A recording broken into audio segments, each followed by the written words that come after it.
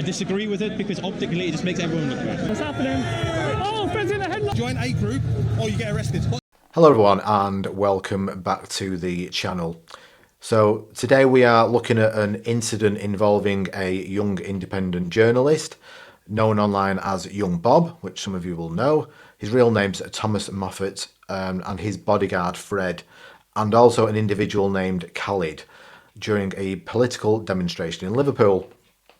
This video contains a physical confrontation, crowd hostility and a police response that raises serious questions about safeguarding, situational awareness and proportionality. So this has been shared with me because of my long-form reviews of police conduct at public events, and while this incident doesn't involve corporate security, the principles are the same. The duty of care, the proportionality and professional judgment. My aim here is not to take sides, it's to walk through what's actually happened step by step and highlight where things escalated, where decisions were questionable and where the police response appears inconsistent with expected standards. I'm not giving legal advice. This is my personal view based on what I see and on my experience in leadership roles involving safety, security and compliance. If you want the full context, I strongly recommend that you watch the original footage on Young Bob's channel. He's very intelligent, eloquent, and it's well worth watching if you've not seen any of his videos already. So this commentary is simply an analysis of what's visible on camera so you can make your own judgment. And before we begin, I want to add something important. What we're seeing here may be a sign of things to come. So the UK is becoming increasingly divided, not just by culture or people's origins, but by ideology. Political identity is becoming a fault line. Crowd behaviour is starting to resemble the football terraces of the 70s and 80s. And unless something changes, we may be heading toward a period of civil unrest.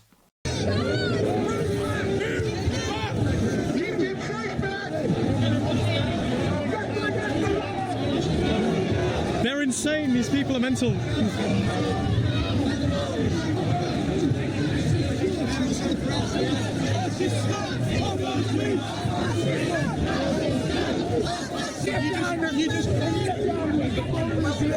Get fucked up! Can't kick! Little shit-out! Doing nothing! We're currently encircled. If anything happens, God bless you. This Liverpool! This Liverpool! Yes! Liverpool! These are from what's these? Anti-fascist! Anti-fascist!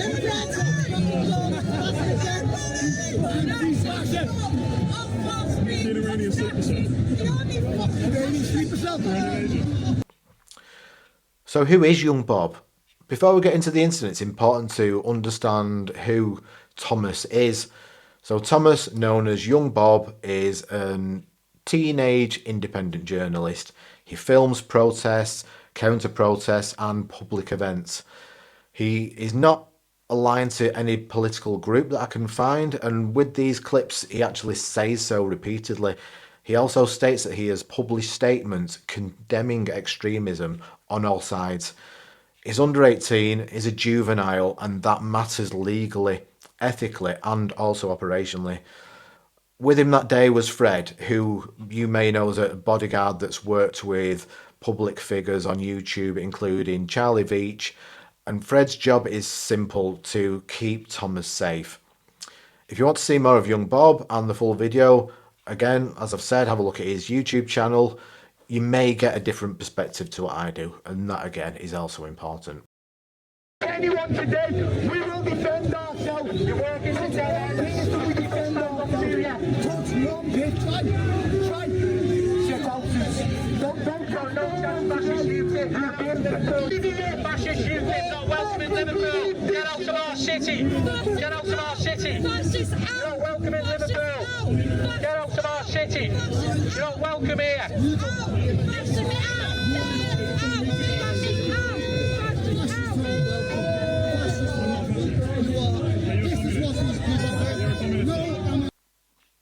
and the crowd turns. Things escalate when Bob challenges the language being used. He says, "Isn't calling for deportations a bit racist? Isn't that fascist?" This is a verbal challenge, not aggressive, not threatening, but the reaction is immediate. The crowd begins shouting, "Fascist, get out of our city, you're not welcome in Liverpool." This is classic goading behaviour, provoking a reaction, escalating tension, and attempting to frame someone as the aggressor. These appear to be the counter-protesters. Whether they are or not, I don't know. And Khalid clearly says, "Go back to where you come from," to one of the people attending the rally, which does seem odd coming from someone who is meant to be standing against fascism. The body language is clear as soon as Khalid hands over the megaphone. Take a look yourself, and as you can see behind me, this is going to escalate, or is likely to escalate. He's held back, and others with him can clearly see he is about to do something foolish.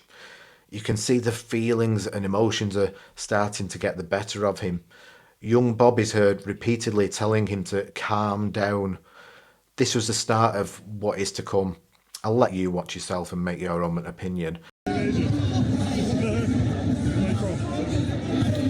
the fuck are you from? Get the fuck where you from. Hey, I thought that's fascist. To call for deportations of people. Isn't that a bit racist, sir? You're a fascist. Calm down, fascist.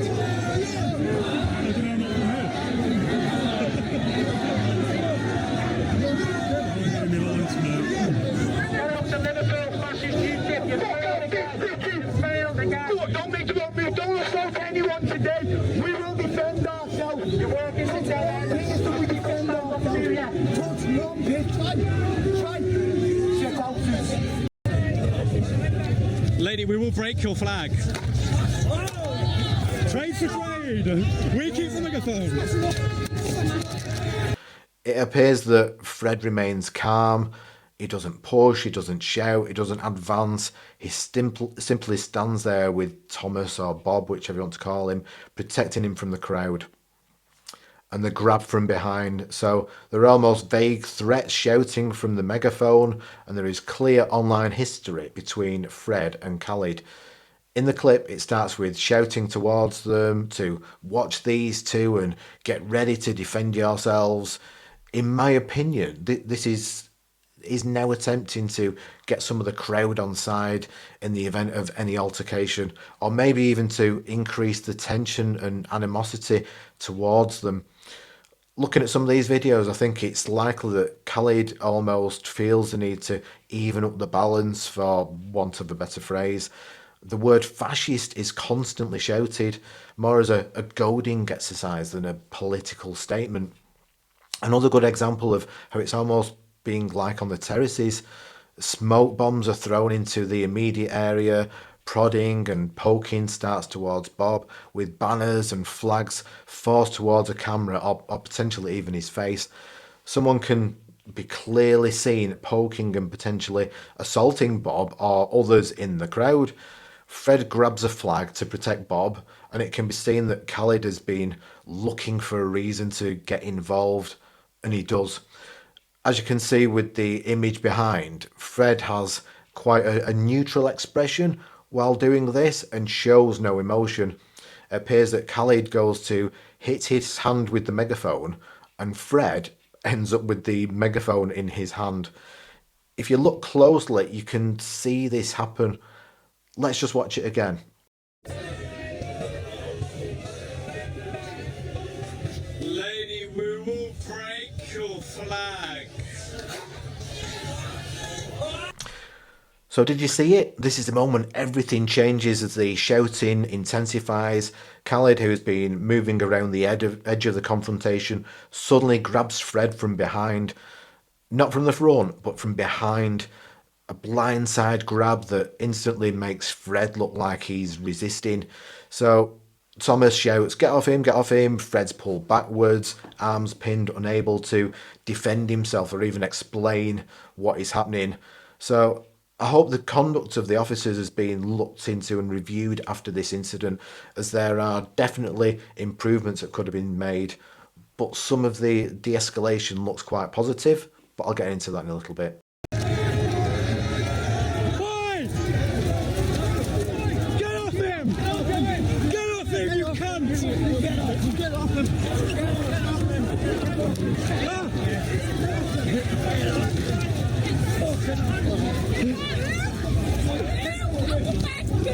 Get off him! Stay here, stay here. Stay here, I've got him. Are you okay, man? I'm alright. Fred! A BB! We got it on camera! Don't go in there, don't. Megaphone. What's happening? Oh, Fred's in a headlock! Fred! Everyone's kicking off Fred to down! Everyone's coming in, guys! Fred versus the other guy! Young boy's getting punched! Whoa! You're talking piece of...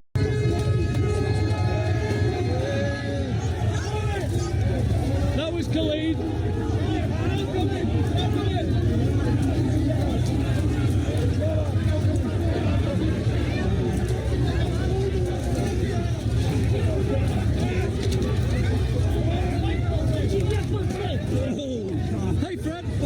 Then the officers intervene. They seem to separate the aggressors. It's really hard to see exactly what happens here from some of this video, but the removal of the aggressor and separation of Fred, who looks to be attacked not only by Khalid but by a mob, is pulled free. This looks like good policing from what I can see here, and they react quickly, and communication is particularly good from one officer. So let's just watch that again.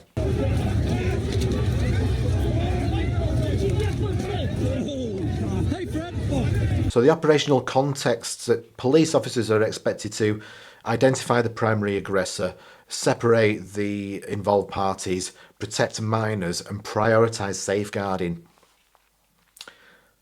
So there's a point where Thomas is left unprotected. With Fred detained, Thomas is suddenly alone. As young Bob gets out, a female grabs hold of him and says, "This one," almost accusing him of something, seeming to direct the police towards him. And this is where the standard of policing seems to fall. An officer asks him what he's doing, and Bob says, filming both sides. It's stated by the police that he has an affiliation with UKIP, and he mentions he has written articles actually condemning them. He's pushed away even when he is well out of reach of the initial incident. This one! How about I've just been filming, love? Oh, little baby, great! I keep on telling you that. He's not with it. I told you that before, but none of you would listen. I've been trying to tell every single officer that the security guards don't want me and they threatened to get me out. Well, what are you doing with yourself then? Filming both sides. Yes, because officers pushed me. I've got officers telling me I'm part of Show an UKIP. affiliation with one side over. I'm not. I've written articles publicly condemning. I can. What are you doing? I can film you. All you're doing is committing a crime. What you're doing is committing a crime. I can film a public space. You can, but I do not want a stick held in my face when there's been disorder. Time to go down there. Well, down there, yeah, so I can die. Yeah, fantastic. He's not with them. Come over here, Bob. Oh. Oh. Relax. Okay? The problem we've got is... In the sterile area, he's directed towards the counter-protesters and quite rightly highlights that whichever way he goes, it's likely that he is going to be attacked. He's actually then whisked away by a police officer who's clearly identified him. He tells the officers he's under 18, he's being assaulted, his bodyguard has been taken, and he's stuck between two hostile groups. He's a member of the press, he has accreditation, he is unwell and dehydrated, he mentions later on. And the police response is, join one of the groups or you'll get arrested. This isn't safeguarding, this isn't de-escalation, this isn't a duty of care. I feel like the officer's expression says it all. Let's just have a look. Okay? The problem we've got is... You can film me all you want, but I know... I'm not part of UKIP. I keep on telling every officer. Okay, but you turn up at every single event with No, them. I haven't. You are affiliated. I am not. I've Yes, written you public are. statements. In fact, Hope Not Hate did this thing where I publicly I don't care condemned about that. UKIP. It's either you stay there, or you go through there. So I either get hit by their security guard, or I get hit by them. Well, what would you want to do? I want to stay here until you've picked cleared. Stay where you are then. Yeah, fantastic. Move, you'd be locked up for a breach of the peace and sick to death. Bitch, because you've got a camera in your hand to not make you above the law. You are reaching appalling. I'm going to sue all of you. So I have a security guard that got assaulted and is now distanced. I either go there and I get killed, or I go over there. I'm under the age of 18, sir. You have a duty of care to ensure my safety. Okay, well, their security guards assaulted me. They are assaulted me. Right, my security guard has just been taken away by the police. Can I speak? Can I speak now? Well, apologies, my adrenaline is pretty high. Okay. You've got one or two. You've got a number of options. First of all, you join either of the groups, yeah. Or secondly, because you are a juvenile, I arrest you for verbal breach of the peace for your safety, your choice. I'd prefer to do neither. Well, you don't have those are your choices. Join a group, or you get arrested. What's your name? Sorry. Thomas Moffatt. Thomas.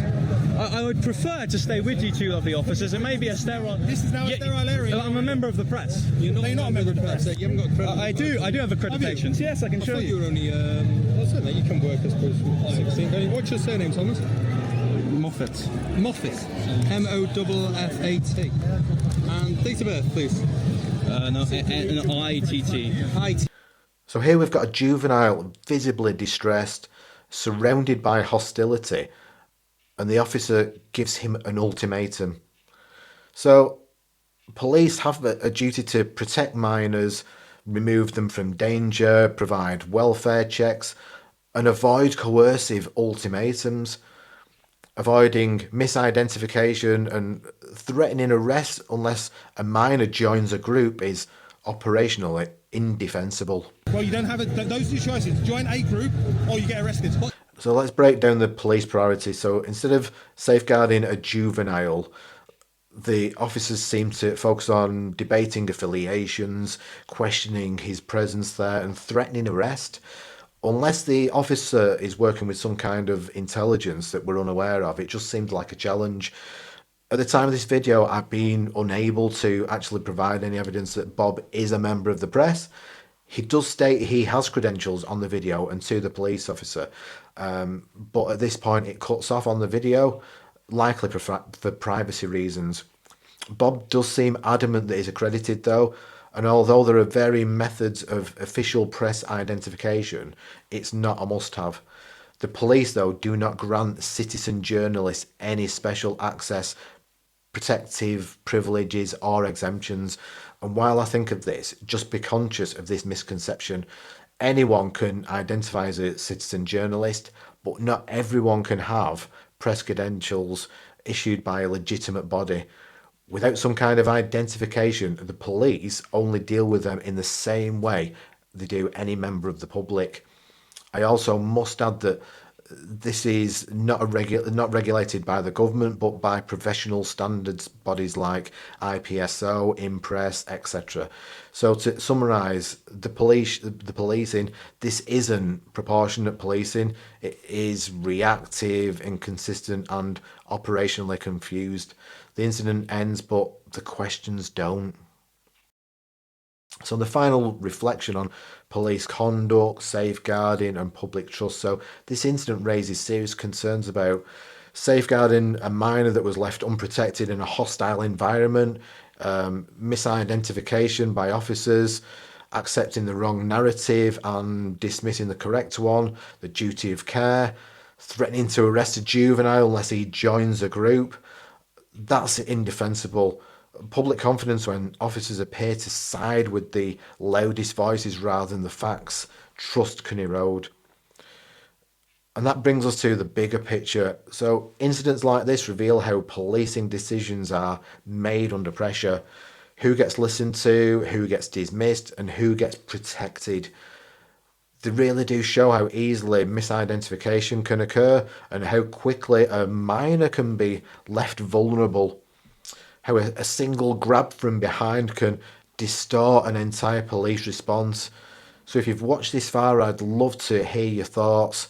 So did the police act proportionately? Was Fred Bob or anyone treated fairly or unfairly? Should officers have intervened differently when a minor was involved? And what does this mean for public trust in policing at demonstrations? So your comments really help to share future episodes and to help the channel grow. So please like, subscribe and comment. So Britain the Corporation is all about examining UK institutions and how they behave when the cameras are rolling and when they think they aren't. If you want more objective breakdowns, operational analysis and a bit of common sense applied to British institutions, please make sure you subscribe. So thank you for watching. Hope you enjoyed the video and welcome to Britain the Corporation.